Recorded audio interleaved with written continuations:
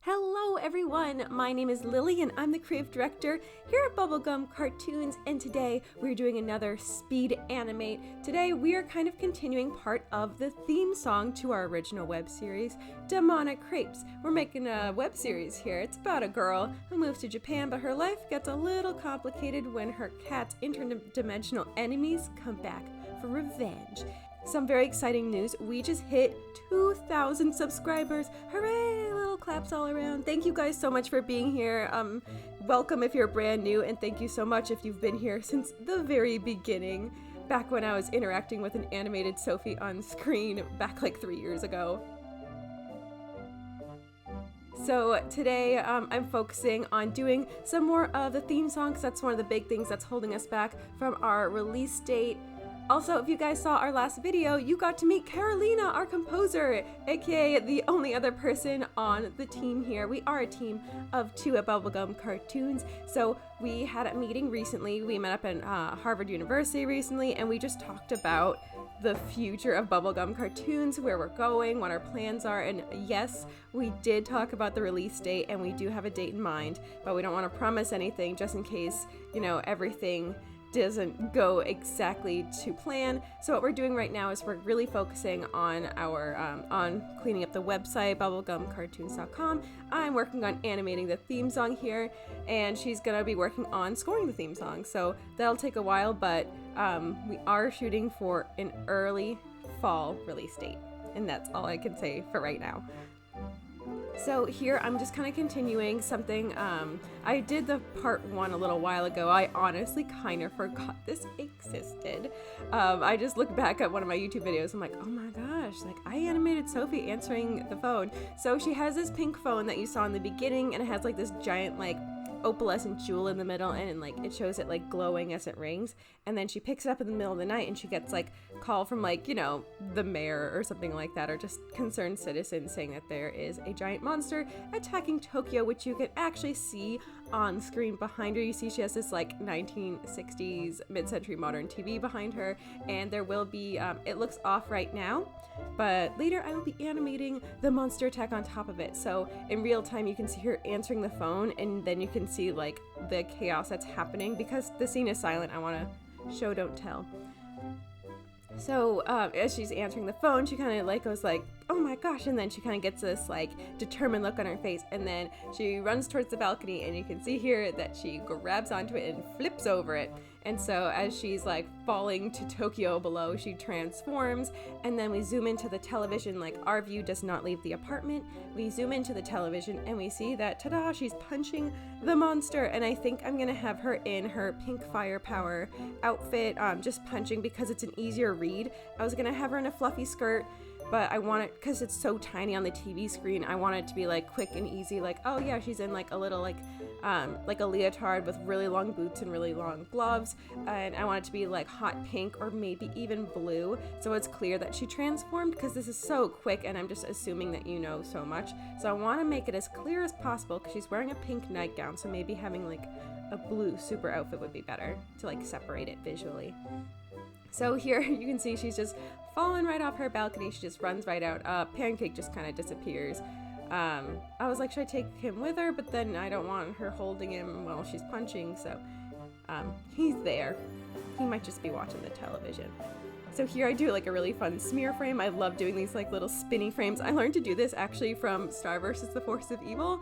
In the beginning of her theme song, she falls on the floor in front of Marco, and then she does this like little like sonic spin upwards, and I've always loved that. I think it's so funny, and I feel like it's very expressive. So yeah, I had a lot of different ways I want her to jump off the balcony, but if you can see here, it's a very small part of this background, because I wanted to give enough blank space on the right hand side of the screen, so the camera just like, she kind of pans over to the side. That way we have plenty of view to see her balcony, the TV, and then her, so it's like kind of cut into threes, and then she runs across the whole screen to flip over. So I did this one where she was kind of like, she held on with one arm and kicked out. It was really hard to get it right because, you know, legs, and her nightgown was, you know, had most of her legs, so I'm like, I just want her to just like do a cartwheel over, because I think it'd be really fun.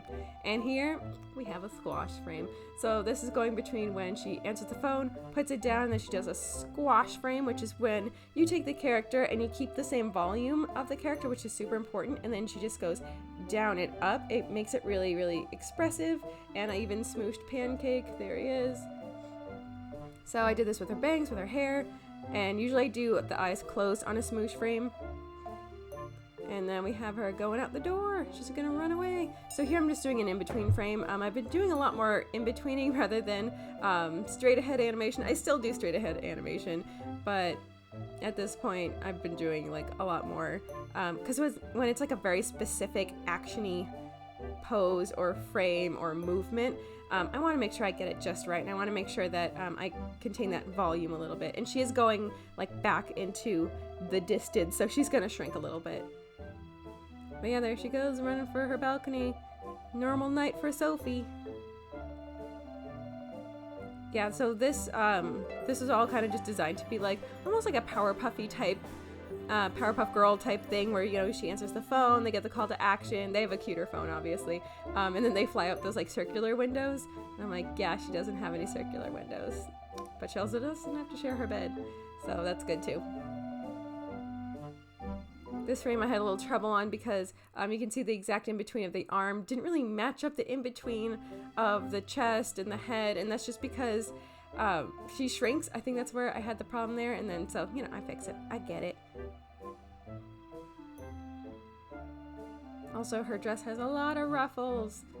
So many ruffles. It's a lot to keep up with, and her hair is messy because she was sleeping. So it's not the typical hair I'm used to drawing with her. I can draw Sophie like in my sleep. She's just part of muscle memory at this point. So when she has such a dramatic outfit and such dramatic hair, that it gets a little trickier. And she's got little bloomers on. I just love drawing bloomers. They're so cute. There she goes on the other side of the rail. So what I'm going to do with the rail later, which does look a little odd, but it helps a lot, is you can see I actually make a little fake floor right here. That way it looks like she's disappearing behind and she's behind all this stuff. But I will be creating another railing to go on top of this drawing. That way it looks like she's flipping onto the other side of the railing. Here you go. Goodbye, Sophie. She's flipping over. Goodbye. Yeah, she can see she's disappearing behind the floor there. Yep, so this background with the TV is for the second half. I still have to kind of create like the table where she picks up the phone from, because you can see she picks it up and then there's like this really cool perspective and she shifts over to the right hand side of the screen. So I might even just make it like a dreamy universe background that kind of fades into her real apartment background.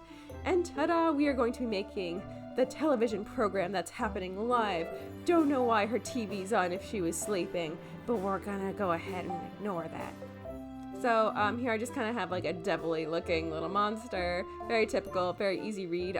He's so teeny tiny on the screen, I wanted to read very clearly that this is a monster attack. It's not Squidzilla, it's not the Picnic Panic monster, which, yes, also still working on Sophie's Picnic Panic, but that's kind of more of an accessory onto the series, so I've been focusing more on doing the theme song. Here's my little angry boy.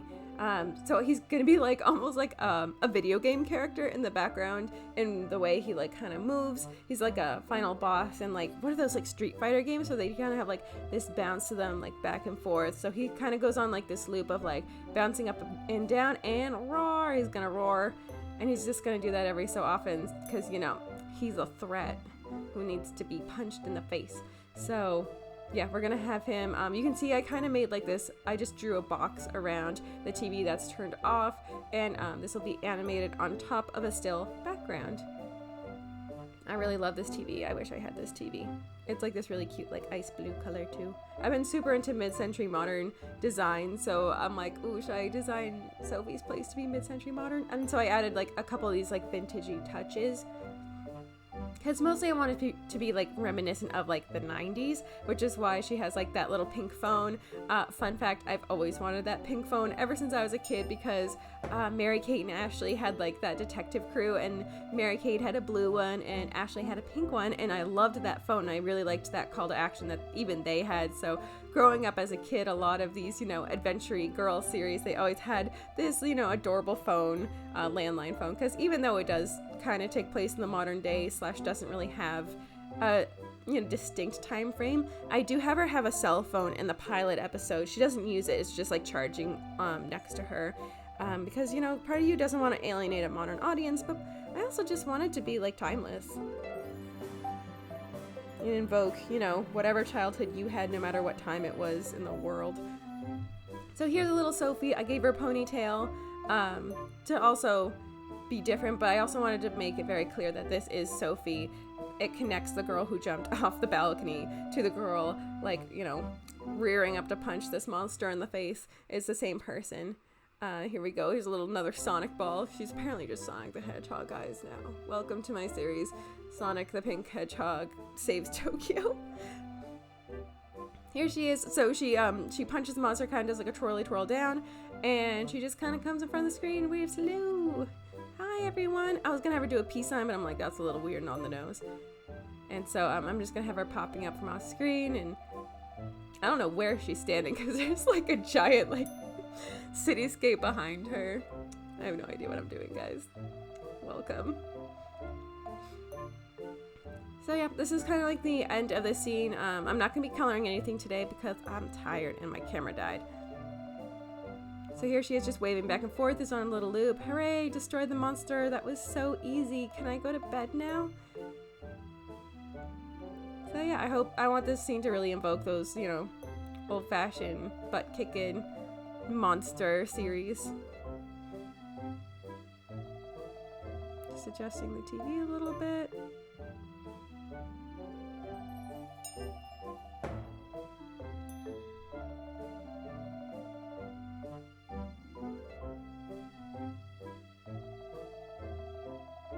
Alright, here we go. Call to action.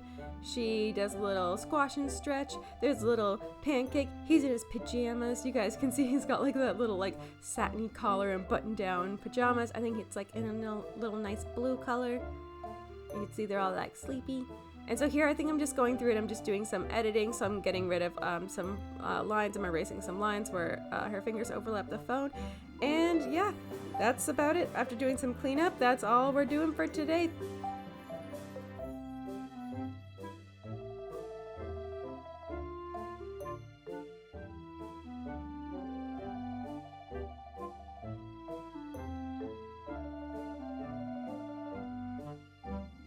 Thank you guys so much for joining me, and we are going to go back to hopefully more regular uploads. My life's been super busy lately, so that's why I've been doing some kind of weird uploads. But anyway, shout out to the fan art of the week. You guys have been killing it lately. I super appreciate these. These are so cute. I know you guys work so hard on them, and I love seeing your fan art. Of course, shout out to our patrons on Patreon. You guys are totally wicked. You guys are totally awesome. You guys get to see these videos before anyone else, including behind the scenes vlogs and all that stuff. And a reminder that on the matcha latte tier, I will draw your social media icon for you. Very exciting, very fun. Alrighty guys, until next time, stay inspired.